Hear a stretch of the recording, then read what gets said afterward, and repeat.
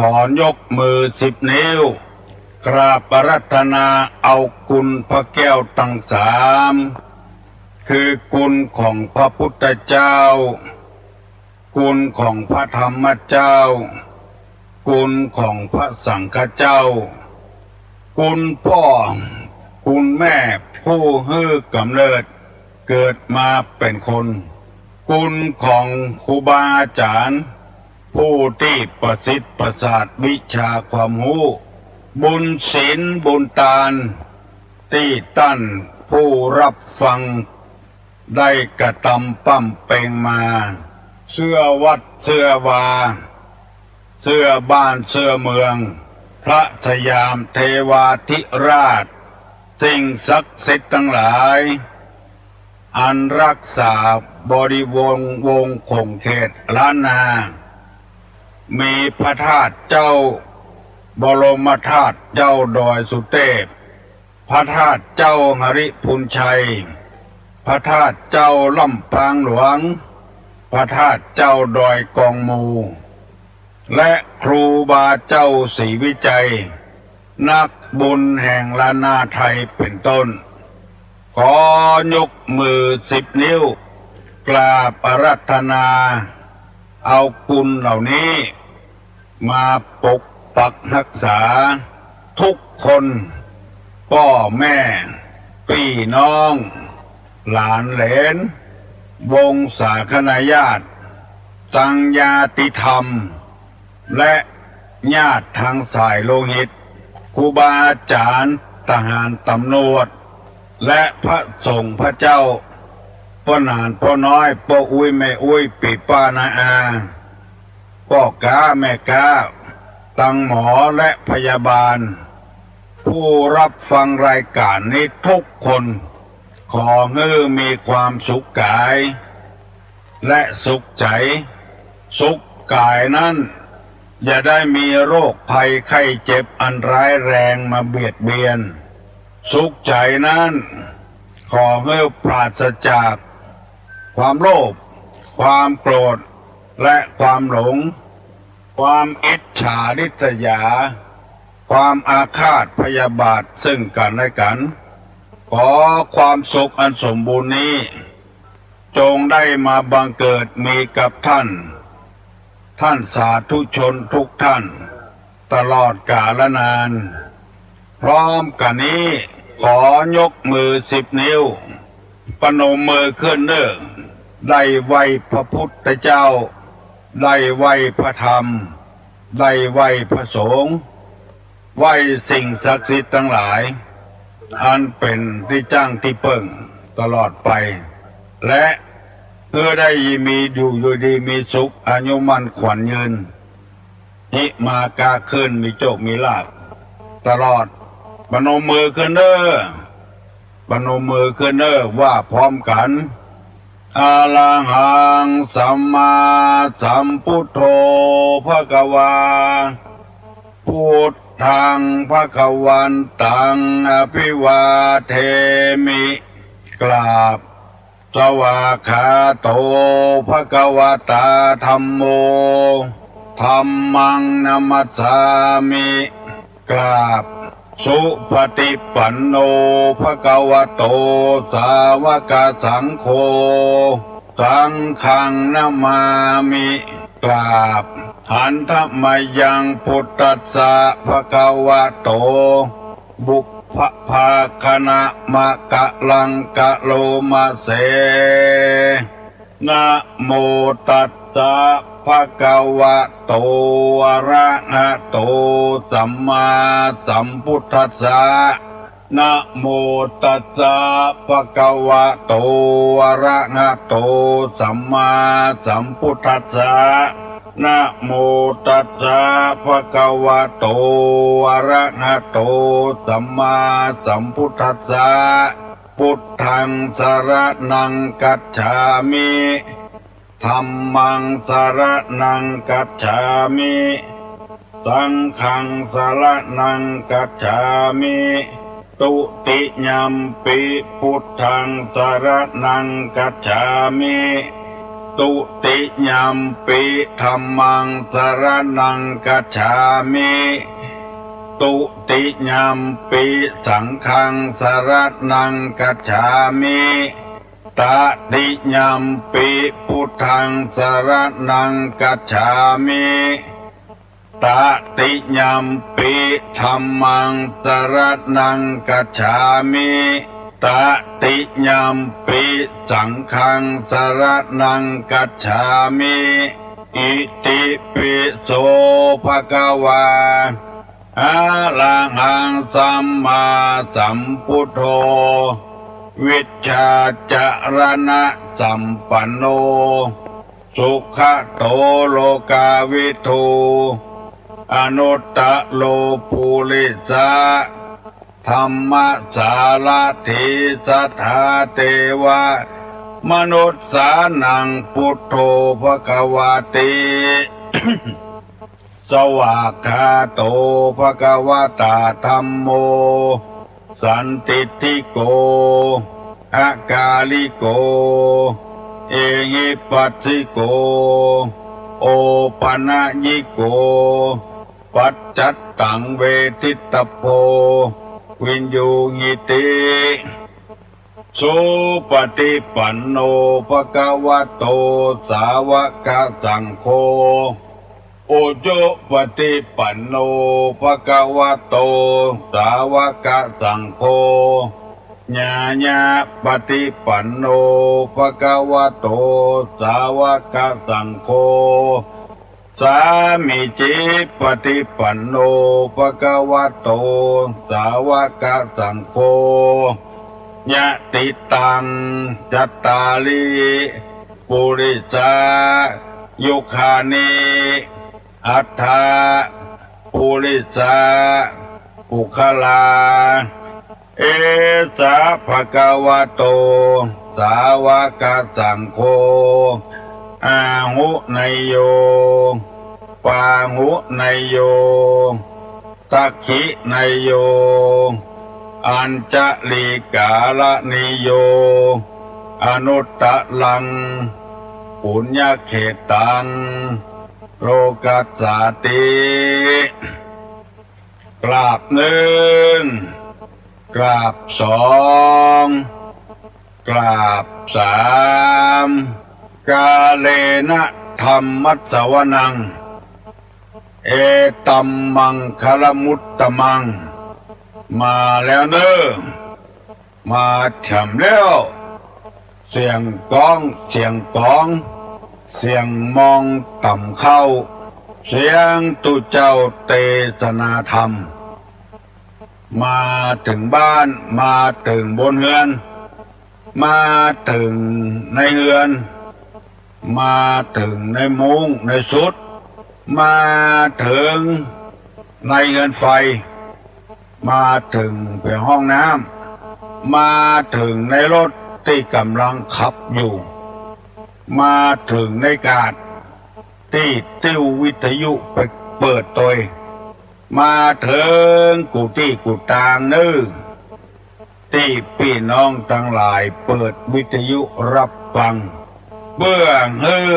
โอกาสท่านทั้งหลายได้มีความรู้มีความเข้าใจเรื่องการไหว้การสาการกราบสัมมาคารวะมีมารยาทที่ดีสมกับเป็นพุทธบริษัทในทางพระพุทธศาสนาซึ่งบรรพบุรุษของเราได้ยึดเอาไว้เป็นศาสนาประจำบ้านประจำเมืองโดยที่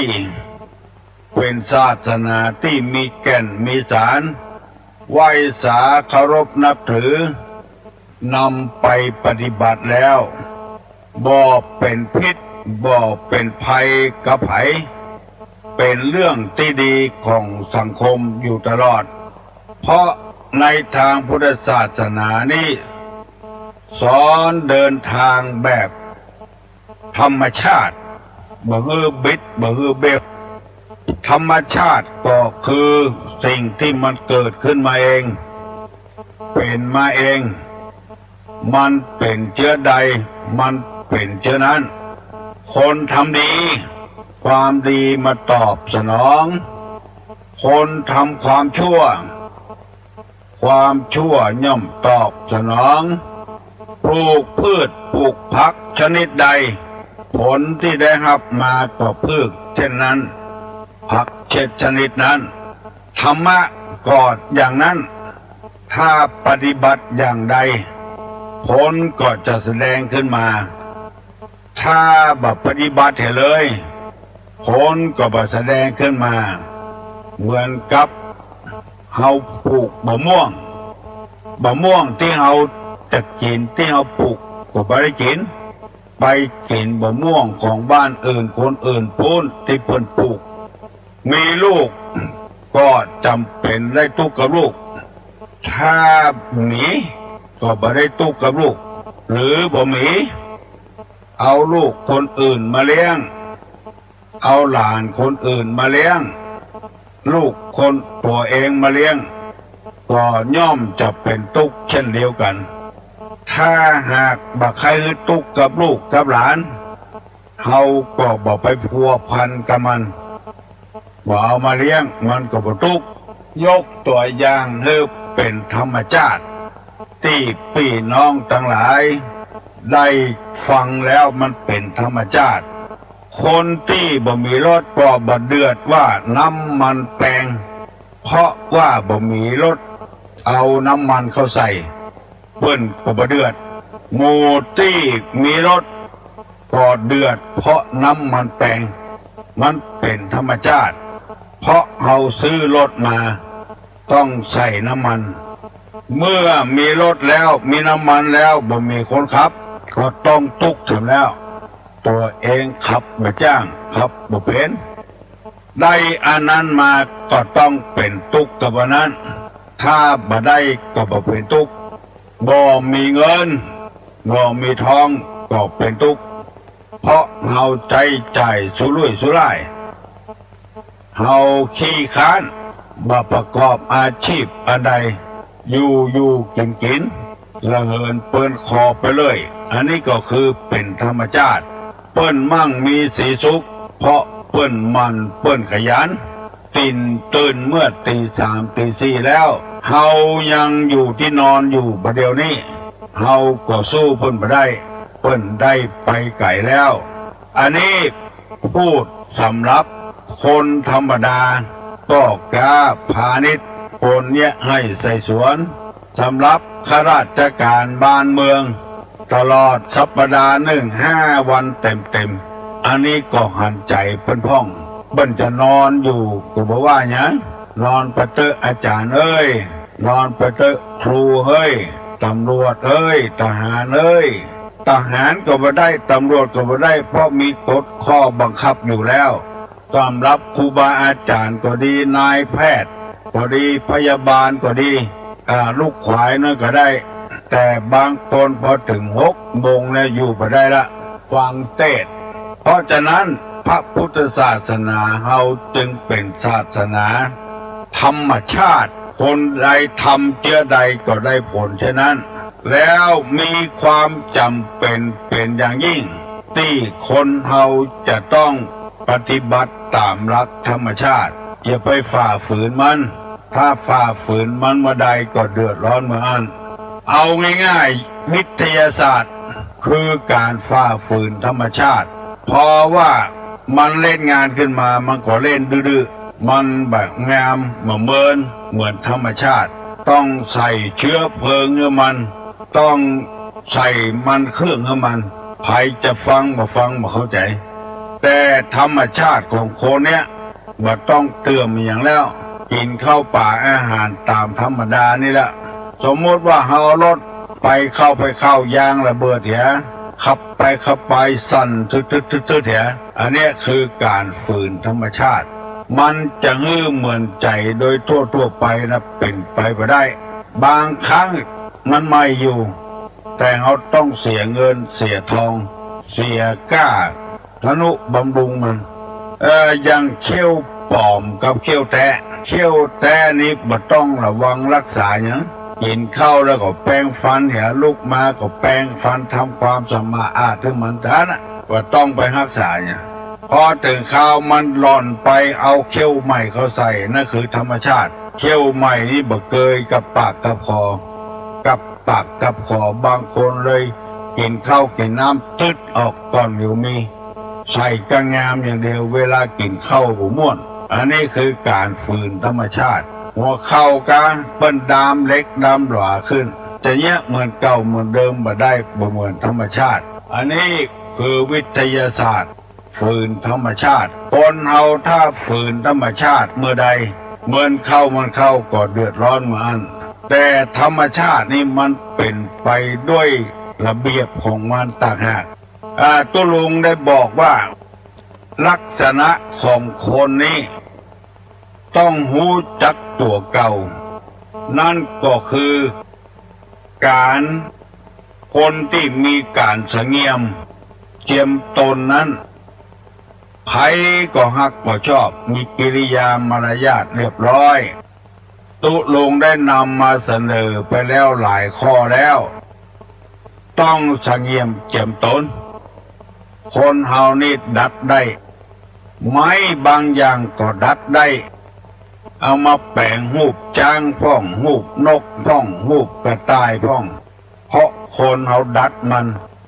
ดัดอยู่ตลอดเวลาพอเผลอมากิ่งไม่ออกมาก็บ่เป็นหูปนกบ่เป็นหูปจ้างแล้ว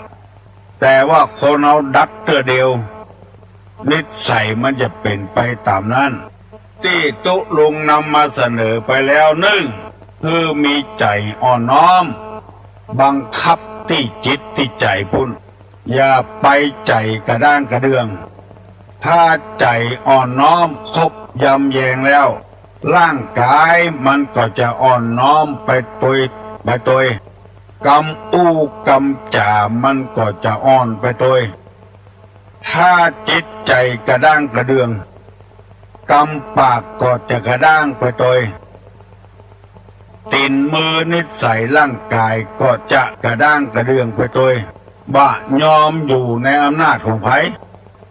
บ่ยอมเชื่อฟังกำไผแม้แต่ผู้นำของประเทศลุกอำนาจแก่ความอยากที่เกิดขึ้นเป็นไปโดยดีๆแต่เพราะนิสัยจิตใจกระด้างกระเดืองมาอ่อนน้อมว่าเคารพนับถือรัฐบาลเนี่ยอย่างควางหูควางตาไปหมดมาเหมือนเจ้าบ้านเฮาธรรมดาปฏิบัติติดตามที่รัฐบาลสั่งมาผู้ที่มีใจกระด้างกระเดืองจะต้องเป็นคนอย่างที่เราว่า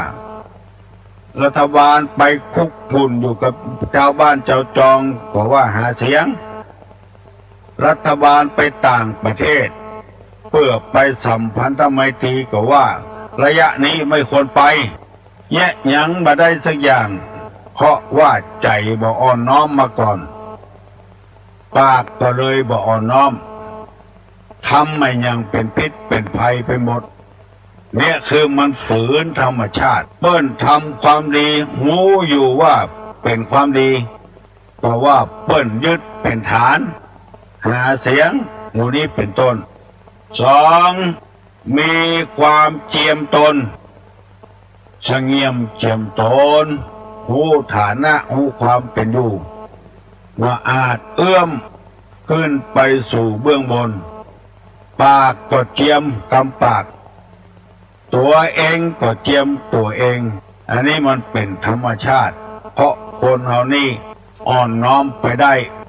ฝืนธรรมชาติไปพ้องนั่นก็คือบังคับจิตบังคับใจมาเสียประโยชน์ได้ประโยชน์มาสู่เปิ้นสู่ตัวเป็นคนอ่อมน้อมคบยำแยงผู้เฒ่าผู้แก่สามบัถือตัวสี่บยิงยะโสห้าทำตนเหมือนผ้าเช็ดเท้าทำความสะอาดให้เปิ้นให้ความสะดวกให้เปิ้นหกทำตัวเหมือนกับโคเขาขาดบ่มีพิษบ่มีภัยบ่ควิดไผบ่ไล่ฆ่าไผ 7. ทำตนดุจงูพิษที่ถูกรีดแล้วบ่มีพิษบ่มีภัยกับไผผัวก็บ่มีพิษกับเมียเมียก็บ่มีพิษกับผัว 8. อ่อนโยน 9. นุ่มนวลวันนี้จะอธิบายคำว่าอ่อนโยนข้อที่ 8 กับข้อที่ 9 นุ่มนวลอ่อนโยนนี่บ่ใจอ่อนแอไปสังเกตพ่อ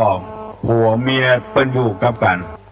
เมียไม่ยิงคนใดอ่อนโยนต่อผัวได้ปฏิบัติปัดผัวจะมีคนนิยมชมชอบ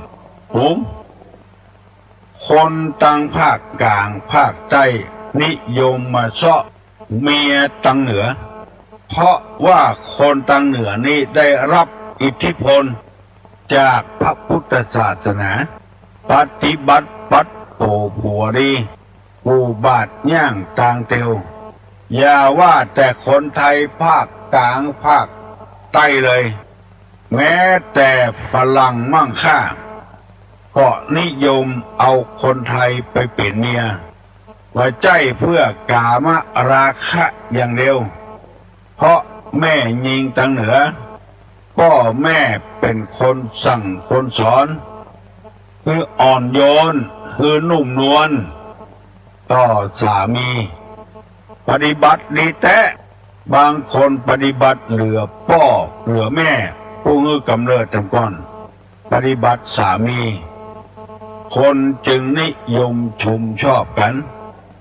แม่ยิงฝรั่งชอบแต่งงานกับผู้ชายต่างประเทศอย่างทางภาคอีสานเพราะว่าคนผู้ชายต่างประเทศมีความนุ่มนวลอ่อนโยนว่าเหมือนคนไทยเฮาเหี้ยมโหดกินเหล้าเมายามาแล้วมาไล่เตะลูกเตะเมียว่าจะได้ก็บ่ฟังลูกอยู่คนตี้คนต่างคนจอกคนแจงเหี้ยมโหดบ่อ่อนโยนบ่นุ่มนวลเหมือนฝรั่งนี่ไปที่ไหนเอาเมียนำหน้าต่างคนต่างอ่อนโยนนุ่มนวลเข้าใส่กันแม่ยิงไทยก็อ่อนโยนนุ่มนวลพ่อชายฝรั่งก็อ่อนโยนนุ่มนวลมันตัวกันได้บ่มีพิษบ่มีภัยกับกันที่นำมาเสนอนี้เพื่อให้สังคมเฮาอยู่ได้มีความสุขบานหวานใจพยายามปรับปรุงเอาได้เน้อก็ออกไม่ออกศรัทธาบางคนมาสอตุลุงว่าตุลุงตุเจ้าวัดนี้ที่โคตรเอาใจตัวเองว่าจะก่อสร้างห้างแปลงยังเอาใจตัวเองว่าไผ่ทัดทานไผ่คัดค้านไผ่บอกกูบ่ฟังเอาใจตัวเองว่าอันนี้คือความบ่อ่อนโยน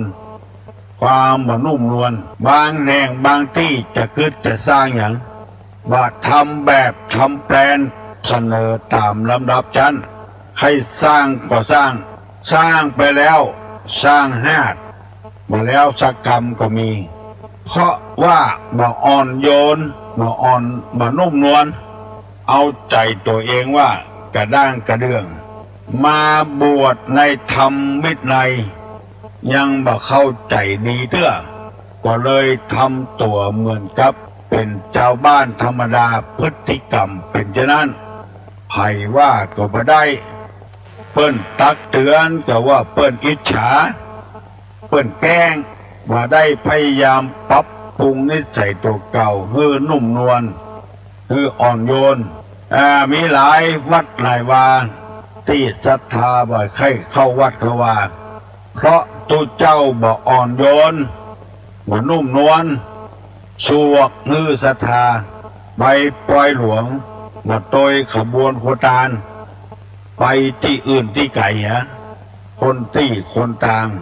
ที่นำมาเสนอนี้บ่ได้ว่าฮือไผสักตนเพื่อฮือพ่อแม่พี่น้องลูกเต้าหลานเลนพระสงฆ์พระเจ้าได้มีนิสัยนุ่มนวลและอ่อนโยน หรืออ่อนโยนและนุ่มนวลกู้กับพอออกไม่ออกกู้อย่างนุ่มนวลเข้าใจดี อย่าไปโอหังทางแตกลูกเต้าก็ดีผัวเมียก็ดีพ่อกับแม่ก็ดีหัวหน้าคนก็ดีข้าราชการทหารตำรวจก็ดีถ้าคนใดอ่อนโยนและนุ่มนวลหัวหน้าเจ้านายอ่อนโยนนุ่มนวลต่อลูกน้องก็ฮักหมอแปงไปใจอำนาจบาดใหญ่เกินไปมันก่อมดตี้มดตางพระพุทธเจ้าทำเป็นตัวอย่างบางคนจะมีคนฆ่าคนแกงว่าคลอดกรรมบังกะตามเวรอย่างเสียอย่างธรรมชาติจึงจะลงโทษมันคนเดียวปล่อยมันตามความต้องการของมันเช่นพระเทวทัตใส่ร้ายป้ายสีพระพุทธเจ้ากู้ยังแม้แต่ลมหายใจบดายก็ใส่ร้ายพระพุทธเจ้าโคตรแต่พระองค์ก็บ่โคตรยังนุ่มนวลอยู่ตลอดเวลาไปที่ไหนครั้งหนึ่งพระองค์ไปบิณฑบาตคนที่นอกศาสนาว่ามีศาสนาหานพระพุทธเจ้ามาบิณฑบาตเมื่อเจ้าพร้อมกับด้วยภิกขุทั้งหลายคนนอกศาสนาปากันไล่ด่าพระพุทธเจ้าไปตั้งใดก็เกิดด่าจนพระอานนท์ทนบ่ได้ทูลถามว่าพระพุทธเจ้าหมู่นี้มันด่าถึงวันพระพุทธเจ้ายังไม่ย้ายไปที่อื่นเนี่ยพระองค์บอกว่าอานนท์เอ๋ยถ้าเฮาย้ายไปที่อื่นด่าเฮาแถมเฮาก็ย้ายไปแถมเฮาใจความอ่อนโยนใจความนุ่มนวลดีกว่าที่เขาด่านั้นมันบ่มีเป็นความจริงเขาใส่ร้ายป้ายสีต่างหากเขาบ่ฮู้น้ำทำคำสอนของเขามีนิสัยเจออี้มาแต่โคตรแต่เง่าของเขาเพราะฉะนั้นเขาจะบหนีเขาจะอยู่เจ๊ะถ้ามันมีความผิดอย่างเขาว่าหมู่หัวโล้นหมู่บัทำประโยชน์อย่างนุ่งผ้ากับนุ่งแบบไม่ยิงแจ้งมาก็เสาะขอกินกับเปิ้นหมู่สุดกับพืชอย่างพวกเนี้ยหมู่นอกศาสนาด่าเพื่อนมันบอกเป็นไปอย่างนั้นเฮาบ่ได้ไปเบียดเบียนไผปรุงบาดเถอะขึ้นร่องไผจะใส่เฮาก็จะเอาไผบ่ใส่เฮาก็บ่เอาสุดแล้วแต่เจตนาความสุขของเพิ่นเฮาทำอย่างนี้เฮาบ่ได้เกียรติได้ค้านอย่างที่กรรมเขาว่าอันนี้เฮาทำนุ่มนวลเฮาทำบาดมันอ่อนโยนเฮาบ่ได้ไปท้าประทายเขาบอกไปละอยู่นี่ก่อนเถอะนานไปความนุ่มนวลความอ่อนโยนของพระพุทธเจ้าสามารถชนะหมู่ที่นอกศาสนาฟังธรรมนักเข้าก็เลยเกิดศรัทธาเลื่อมใสพระพุทธเจ้าไปเองอาศัยความนุ่มนวลอาศัยความอ่อนโยนมาเดียวนี้นิยมน้ำยาอีกอย่างหนึ่งเรียกปรับความนุ่มซักผ้าเสร็จแล้วใส่น้ำยาปรับความนุ่มนุ่งผ้าตีปรับความนุ่มแล้วมันม่วนใส่สบายผ้าที่มันแข็งนี่มันใส่บ่อ่อนนุ่มใส่บ่สบายเพราะว่ามันแข็งนอนทับก็แข็งถ้าปรับความนุ่มเห็นแล้วนุ่งม่วนอุปมาฉันใดขอเมตตาผู้ฟังทุกคนได้พยายามเป็นคนอ่อนโยนเป็นคนนุ่มนวลจะไปทอมตัวนักก็บ่ดีเฮายังมีพิษมีภัยอยู่แต่ใจความนุ่มนวลความอ่อนโยนผัวทำก็ได้เมียทำก็ได้ลูกทำก็ได้ทำพ่อทำก็ได้แม่ทำก็ได้อย่างสมัยปัจจุบันนี้ใครอ่อนเกินไป ลูกก็เลยได้ใจ แต่ก่อนนี้ห้องแม่เฮ้ยพ่อเฮ้ยกี่ข้าวแล้วกาว่าบอกกินเตื้อกะบัดเดียวนี้ต้องคับต้องผมใส่ละอ่อนปูบาดย่างทางเตียวลูกห้องแม่เจ้าอ่อนโยนอ่อนนุ่มฟังแล้วมันม่วนมีหลายคนที่ใจวาจานุ่มนวลต้องคนพ่อลูกกินเข้าด้วยกันกินไปกินไปลูกมันไปคบใส่ฮัดใส่ทรายกินกับข้าวให้ขึ้นพ่อบอกถามมาให้อย่างพ่อคบใส่ฮัดให้โอ้ดักเหี้ยพ่อเข้ามันปลูกกับดินมันก็เอาพ่ออดเอาเหี้ยนุ่มนวลใส่ลูกน้องเอ๋ยปีหน้านะเฮาปลูกข้าวเฮาบ่ปลูกกับดินนะเนาะเฮาไปปลูกบนป่ายไม้ปุ่นนอลูกเนาะเราเกิดพอเรานุ่มนวลขนาดนักนุ่มนวลต่อลูกมันก็เกิดได้ว่าไปเป็นได้จะได้เอาเข้าไปปลูกบนป่ายไม้มันปลูกกับดินมันก็ย่อมเป็นหัดอยู่พ้องตุลุงไปหันคนที่อ่อนนุ่มอ่อนโยนและอ่อนนุ่มนวลนี่ไปหันก็ขุนสังกะแปงนะพ่อขุนเป่าพ่อขุนเป็นประชาเตื้อหนึ่งปนิมนต์ไปเทศเพิ่นก็มานั่งในป้อเป็นป้อของพ่อเลี้ยงสวนโนเป็นป้อของพ่อเลี้ยงทองใบลูกเพิ่นเล่าให้ฟังใช้ความนุ่มนวลน่ะก็ถามว่าอันกาพ่อเลี้ยงสวนอยู่นี่ก็อยู่รู้ทุกเจ้าเหรอพ่อเลี้ยงพ่อเลี้ยงสวนลูกเพิ่นแต่ชาวบ้านห้องพ่อเลี้ยงก็ห้องตัวเปิ้นห้องลูกเป็นพ่อเลี้ยงมันนุ่มนวลตุลุงได้ยินแล้วจำตะฮอดประเดียวเป็น40-50 ปีที่ล่วงแล้วมาแล้วอันนี้ยกตัวอย่างให้ฟังพ่อเลี้ยงใบพ่อเลี้ยงสวนนุ่มนวลอ่อนโยนว่าตามชาวบ้านว่าตามทุกเจ้าอันนี้ยกตัวอย่างให้ฟังพ่อ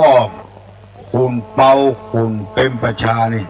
มีเมียถึง3 คนอยู่ด้วยกันหันหมดมามีการทะเลาะเบาะแว้งกันบางคนนี่เมียเปิ้นตายไปเป็นเมียเปิ้นทำไมอยู่กับผัวอยู่ได้แต่ไปทะเลาะกับลูกติดเมียทำไมอันเนี้ยมาอ่อนโยนมานุ่มนวลกระด้างกระเดื่องในที่สุดก็อยู่ก็ได้ต้องละกันหย่ากันเพราะว่ากระเดียวว่าจะมาช่วยกันนี้กันหาเพื่อเจริญรุ่งเรืองเป็นมาหาเรื่องลูกติดผัวบางคนก็พิษกับลูกติดเมียจะเอาอย่างนักหนาอยู่ด้วยกันไปฮั่นละอยู่ไปตามน้ำทำไปตามตัวน้ำเพียงใดดอกบัวเพียงอันอยู่มาก็มาอยู่กับวัดกับวาเมินเข้าไปคุยลูกศิษย์ลูกหาเก่าไปสนไปสอลูกศิษย์ลูกหาเก่าคือครูบาอาจารย์หูตัวเองใครได้หน้าใครได้ตาหมูเนี้ยมันบ่อ่อนโยนบ่นุ่มนวลฟังว่าอย่าเตอะพอออกไม่ออกบ่เสียผลบ่เสียผลประโยชน์เอาละเนอบัดเดียวนี้ไผ่ยังบ่ลูกเตื้อเว้นแต่ข้าราชการบ้านเมืองที่เปิ้นทำงาน5 วันบ่ได้หยุดได้หย่อนชาวบ้านเฮาธรรมดานี่ลุกได้แล้วลุกลุกเจ้าเป็นเจ้างัวหลายลุกขวายถูกแม่แซ่หวายเมื่อเจ้าลูกเจ้าได้กินผักตั้งปลายลูกขวายได้กินผักตั้งเก้าใครมีปัญหาอันใดจะอู้กับตุลุงฮัลโหล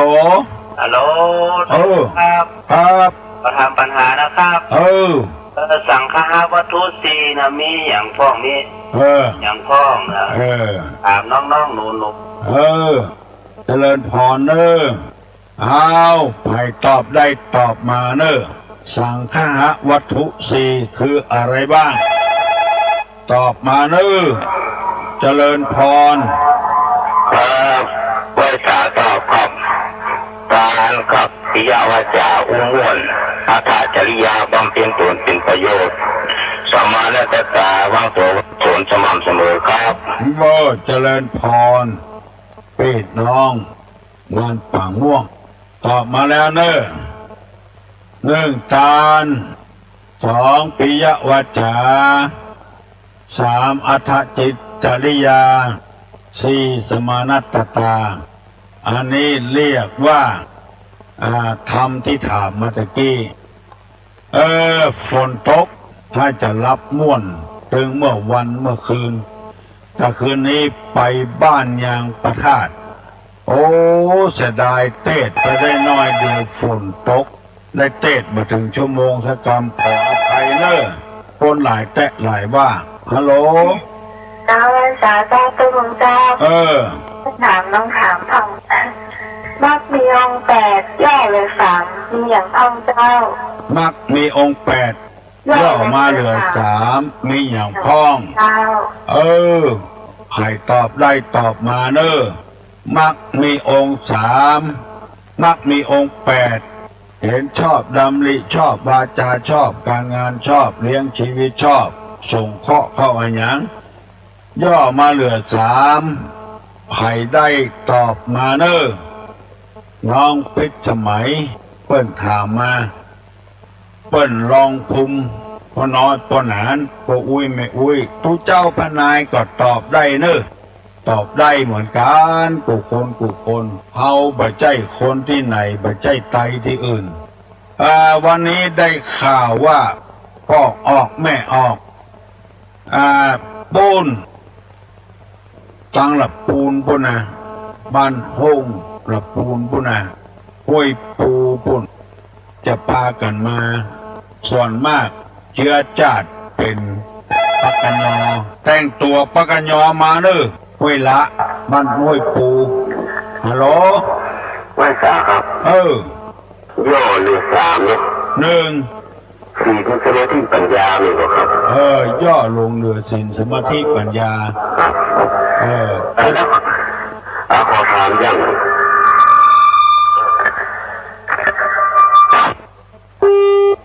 ถามแล้วไปถามแล้วกันฮัลโหล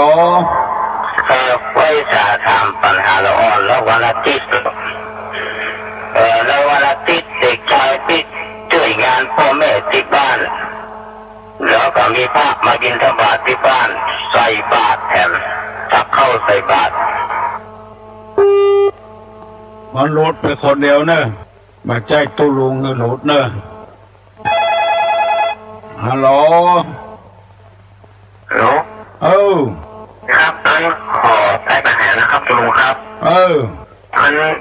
สมัยแต่แรกนะครับอันรีดทอรีดไทยตะวันจะใส่ตลาดจะไว้ใส่บัวจะเน่านี่ภายใต้ได้พ่อครับภายตอบได้เนาะรีดทอรีดไทยตะวันจะใส่ตลาดจะไว้ใส่บัวจะเน่านะครับครับภายตอบได้ตอบมาเนอะรีบทอรีบพายตะวันจะสายดอกบัวจะเน่าหมายความว่าเจอใดภายตอบได้ตอบมาเนอะอู้จัดจ้าเนอะอย่าไปอู้ไวยอู้ฟังอู้จัดจ้าเนอะอย่าไปอู้ไวยอู้ฟังภายตึงบ่ลูกอู้นะฮัลโหลน้องพิมพ์อู้เจ้าตอบว่าเจอใดลูกมาตอบเจ้ามาตอบน้องพิมพ์จะนี่หยังบอกคุณวันนี้คือตู้เล่านิทานทำแม่คือฟังกับเจ้าตู้อุ้ยเล่านิทานเจ้าทำแม่คือละอ่อนฟังกับเจ้าธรรมะละอ่อนฟังกับน้องกำเดียวจะอู้เนอะลุงเนอะน้องพิมพ์มันเกิดอย่างอยู่บ้านศาลาเจ้าบัดเดียวอยู่บ้านศาลาแล้วเนาะเล่านิทานให้ฟังนิทานก้อมนี่เนาะจะเล่านิทานให้ฟังไผ่ฟังโทรมาด้วยเนอะมีหมาตัวหนึ่งนั่งแงนพอตะวันพอเดือนข้าเป็นหมาบึดหมอหนึ่งเตะหมอหนึ่งทีบให้เป็นเดือนก็มอเนี่ยอธิษฐานใจพบมาได้ไปเกิดเป็นเดือนโอ้ดูต่างขนาดนักพอไอ้ยังก็ได้หันเป็นเดือนในเสี่ยงสุดแล้ว ทำกรรมเดียวจะพออันอย่างก็ประหารแล้วก้อนเมฆมาบังเป็นเดือนก่อนยังสู้ก้อนเมฆมาได้อธิษฐานมาเป็นเดือนแถมพอได้เป็นเดือนแล้วโอ้โลมมาปัดขึ้นปัดล่องเป็นเดือนแล้วก้อนเมฆมาบังมาอธิษฐานขอให้เป็นก้อนเมฆจะมาบังเดือนดีๆพอได้เป็นแล้วโลมมาปัดสู้ลมมาได้ก็ขออธิษฐานให้เป็นลมพอได้เป็นลมแล้วปัดอันอย่างไปหมดทุกทางหมดปัดจอมปลวกมาลงมาขอเป็นจอมปลวกแถมพอได้เป็นจอมปลวกและลมปัดมาได้แล้วควายเอาโก้นมาถูโอ้สู้ควายมาได้มาเป็นควายแถมก็ได้เป็นควายแล้วบางวันจะเอาโก้นไปถูจอมปลวกเชือกมัดไว้โก้นไปถูมาได้มาขอเป็นเชือกพอได้เป็นเชือกแล้วมัดควายได้แล้วซ้ำหนูมาครบโอ้มาเป็นหนูแถมพอได้เป็นหนูแล้วออกหากินเมื่อวันก็บ่ได้แมวไล่ครบมาเป็นแมวแถมมาเป็นแมวไปที่ไหนก็มาไล่ปิกมาเป็นหมาอย่างเก่าอันนี้สอนให้คนเขาว่าเขาให้มีความสุขเท่าที่เขาเป็นอย่าให้ไปเป็นหั่นเป็นนี่เอาไปเอามามันก่อนอย่างเดียวกันนั่นแล้วคนตุกก็กินข้าว3 คาบคนรวยก็กินข้าว3 คาบยามหนาวก็หนาวเหมือนคนตุกยามร้อนก็ร้อนเหมือนคนตุกจะไปผ่าธนาให้มันเกินกว่าตัวให้พิจารณาเอาอย่าไปให้มันเกินกว่าตัวน้องพิมพ์ได้ยินแล้วเนาะเข้าใจแล้วเนาะน้องพิมพ์เนาะจะไปเหิมตัวเปิ้นคืออยู่ไปตามน้ำทำไปตามตัวคือหูสภาวะของตัวฮัลโหลจ้านมัสการเจ้าตัวนิทานก้อมเนาะเจ้าได้ยินก็จ้าได้ยินเจ้าไล่อย่างแถมตึงไปนอนโรงพยาบาลได้ยังโรงพยาบาลของเกาเนินบัตรเอิญถามหาผ่าธนาใหม่ใจเถอะไปนอนโรงพยาบาลหายไปไหนจะได้สบายดีแล้วเนาะสบายดีแล้วไอ้แค่หูตุลุงสบายบ่สบายฟังวิทยุมาเช้าด้วยเนาะเสียงเจ้าลุงสดใสเนาะอันแหละที่ไหนฮะที่ไหนฮะเจ้าอยู่หอดเจ้าเจ้าฟังเจ้าลุงทุกวันเนี่ยบางนี้เจ้าบอกคนที่เจ้าไปว่ามันเหมือนกันเปิ้ลเมืองหอดเมื่อก่อนเจ้าเอาไก่แตะไก่ว่าเนาะจะฟังถึงว่านมันนะแต่ฟังเจ้าลุงเนี่ยมันโม้เลยมันม่วนก็ม่วนแกเข้าใจก็เจ้าเข้าใจตัวลุงสอนทำแม่สอนน่ากันอ่อนน้อมอ่อนโยนไว้เนอลูกเนอโอ้อายุแก่แล้วกันจะลูกอ่ะ40-50โอ้เป็นน้องเนาะเจ้าเป็นน้อง